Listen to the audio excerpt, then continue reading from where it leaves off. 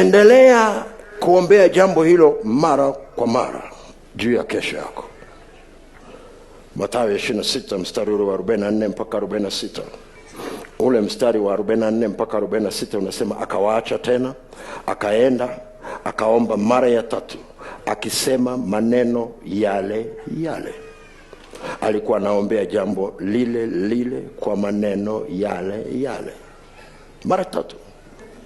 Ukiendelea kule ndani utakuta anapozungumza na babake, ikiwezekana kikombe hiki kiniepuke, ikiwezekana kikombe hiki kiniepuke. Kitu gani? Cha msalaba.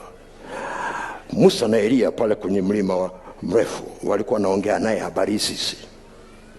Saizi anamuomba babake msalaba umwepuke, lakini si kama nitakavyo mimi, bali utakavyo wewe. Sasa angalia, roho iradhi, lakini mwili umeweka mgomo. Mwili ni dhaifu. Kila nikiwaza juu ya kufa msalabani, mwili unagoma, roho imekubali. Nilivikwa vazi, lakini kufuatana na Isaya 1:19, kukubali peke yake hakutoshi mpaka uingize na agenda ya pili ya kutii maelekezo unayopewa.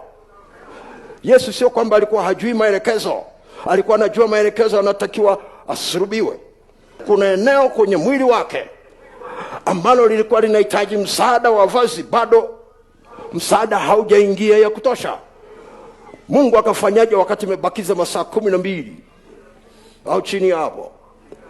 Akamsukuma kufanya kile alichofanya kwenye mlima Tabori, kwenye ule mlima mrefu. Alimsukuma kufanya gani? Kitu gani? Alienda kuomba. Na Getsemani alienda kuomba. Biblia inatuambia kwamba malaika akatokea akamtia nguvu. Alipomtia nguvu akazidi kuomba, ndipo akapata mpenyo kwa ajili ya kuandaliwa, akavikwa vazi. Nguvu zilizokuja Getsemani ni kwa ajili ya kuongeza kung'aa kwa vazi lake na nguvu ya vazi lake, kiasi ambacho inatengeneza tena uhuru ndani ya moyo kwa ajili ya kukubali kutii.